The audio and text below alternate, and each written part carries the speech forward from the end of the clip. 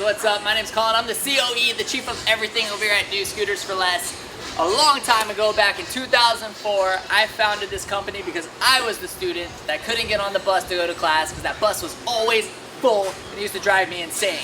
So I started this company to help students solve that problem. From there, it has grown, and in 2012, I think, 2011, 2012, we picked up this amazing brand, Vespa, the greatest scooter brand in the world. And so what I wanted to do today was go over the check sheet that we do with our customers.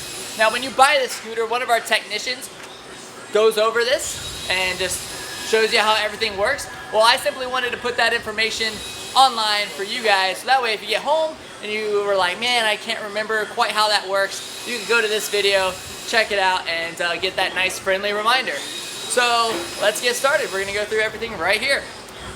The first thing I wanted to go over is just how to properly get on and off of this scooter. Now, I'm going to use this Vespa 300. This is a GTS 300 Super Sport. Now, this information is relevant to all Vespas. We do sell Vespa 50s and 150s and also Piaggio scooters. A lot of the information is going to apply to all of those scooters, and I'll try to remember some of the differences you might see on your scooter in the event that you have maybe one of the 50cc versions. But when you get on the scooter, I always recommend that you get on from this side of the scooter. So you literally step in like this and sit on the vehicle this way. Now the reason for that is because on this side of the vehicle, there's an exhaust down here, and this can get extremely hot. So if I were to get off the vehicle like this, for example, step off this way and put my leg right here by accident and hit that exhaust pipe, it would burn my leg, and that's the last thing I want to happen to you guys. I don't want anybody to get burned. So always get on and off the scooter from the left side, and plus your kickstand is on this side as well. We'll go over that on how to put it on the kickstand in a second, but it'll just make it easier for you. Now, in order to start the scooter, which is the most important part, it's right here. So Jordan, come right on this side. The ignition is right here. What you want to do is turn the key to the on position, and you can see when I do that, everything lights up. This beautiful dash here on this Vespa. So everything lights up, and now my scooter is getting battery power. So if I were to leave that key on like that, I would absolutely end up killing the battery if I just left it sitting like that. So just be careful of that. If you keep your scooter in a garage or something, you don't want to leave the key on.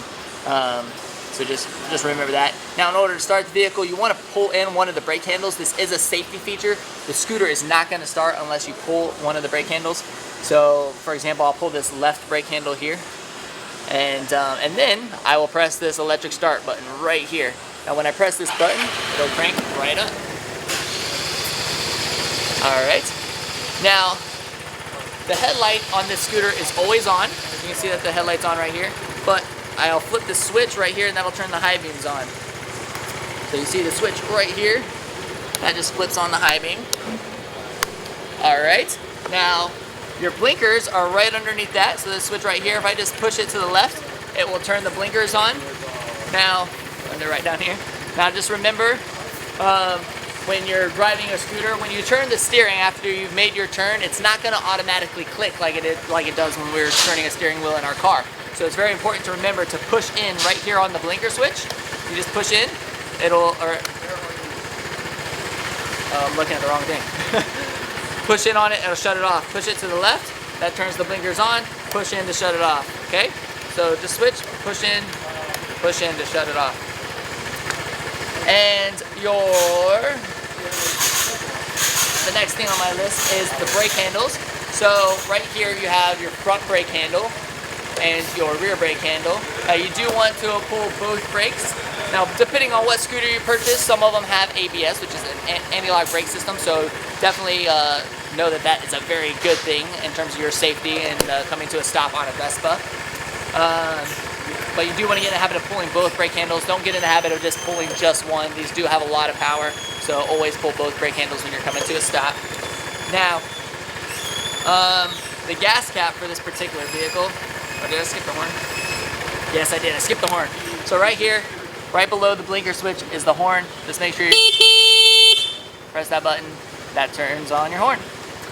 Now, your gas cap is actually located underneath the seat of the scooter. Now, this particular scooter actually has a little unlock button right here. So, Jordan, I don't know if you can see this, but when I this is all battery operated. So when I press this little button, it actually unlocks my seat, and I lift my seat up, and then I have my gas cap right here. Now, this is a fuel injected machine, which is awesome. One of the many benefits of having a Vespa over 150 cc's is that you get fuel injection. You do want to make sure that you're using 93 octane fuel. So just make sure you use premium gasoline. Of course, always be careful, because a lot of people think that premium gasoline is the most expensive gasoline, and that is not always the case. Sometimes we have, well, every year we have a handful of customers that accidentally put diesel fuel in their scooter. So just know that the most expensive gas is not always premium fuel, and make sure you're putting the right fuel in there. While I'm on how to open up the seat, I'm going to show you how to open up this nice little compartment right here, which is really easy. All you do is when you put the key into your ignition, you just push in on the ignition and it pops that little panel down. This is a nice space to keep your registration for your vehicle, maybe a pair of gloves during the cold time. Of course, your fuse box is right here as well. So just a nice little compartment there. Another thing in relation to the gas, remember that gas pumps on scooters do not shut off automatically. We have a lot of people who assume it's very much like a car. You go, you stick the gas pump in, let it running there, and then they end up getting gas all over themselves. So when you're filling up a scooter at a fuel station, make sure that you're looking in there, doing it nice and slow at pulling the little trigger on the gas pump at maybe halfway, and watching, make sure that it's not gonna get too full and get gas all over you, okay? This scooter does have a kill switch, so when you turn the key on and your scooter is running, you can see this little red switch right here. Now, all Vespas have this switch.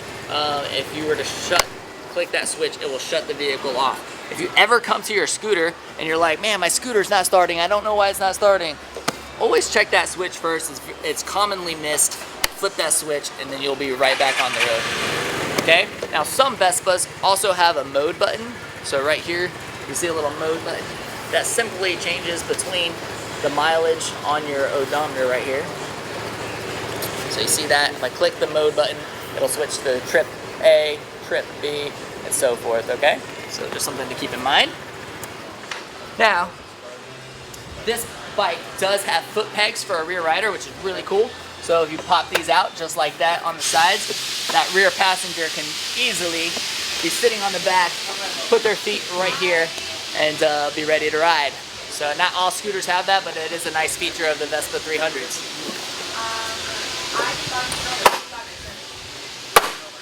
Now, your battery location for this particular scooter is located right inside here. It's also located in there on some of the Primaveras. Some of your old Vespas, like the LX50, they'll be inside the seat compartment. So that's just something to keep in mind. Now, your gas cap, like I said, for this model is underneath the seat, but on some of the Fly 50s, like the Piaggio Fly 50, 150, they're down here in the center console, a little lock box right here. So that's one of the key differences between those. So keep that in mind. Now your scooter, your oil is actually on this side. So Jordan, if you want to come right over here, I'll show you how to check this oil. This is the dipstick right here. So if I just make sure it's on that kickstand, sitting straight up so it's not leaning, and I will pull this oil out here, and you see there's a little dipstick, so I will wipe that off and I'll put that right back in there, and I'll pull it out again. And we want our oil level to be right there on those hash marks. Alright, now we don't want it obviously too high, we don't want it too low, we want it right there on those hash marks. Now this does use a 5W40 full synthetic oil, so that's something extremely important to remember. The first service on this bike is at 625 miles, where we're going to change out all the fluids. And the next service on this particular Vespa is at 6,200 miles. So that's 10,000 kilometers. So 6,200 miles. And I was getting it confused with the Vespa 50s. The Vespa 50s are at 3,700 miles, which would be 5,000 kilometers. Really, my other stuff is really just safety measures.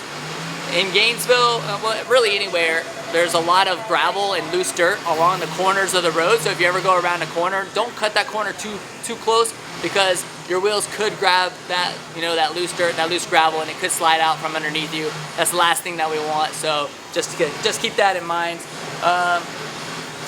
You know, the other thing I had on, where my glasses go? Oh, they're on your head. So you do want to make sure that you're wearing safety glasses. Of course, we always recommend a helmet. Sunglasses are perfectly cool during the day, but at night you want to make sure that they're clear glasses, something like this. You know, eye protection is required, so make sure that you're protecting your eyes. Helmet laws definitely vary by state, so kind of keep that in mind. In the state of Florida, a helmet is not required, but guys, I never got into this business to see any of my customers ever get killed on a scooter, so please make sure you're protecting yourself and wear a helmet.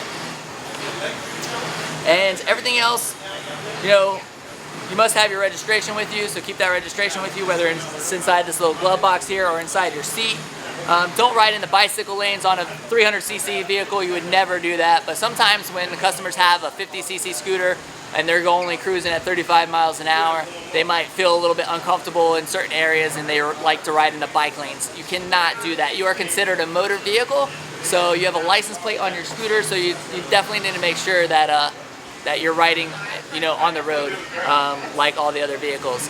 Now, some recommendations. I like for our customers to like sit behind the passenger mirror or the driver's side mirror when they're riding their scooters. Don't ride right behind, like in the center of the, like where a car would be, like in the center, because a lot of cars, they also drip like fluids.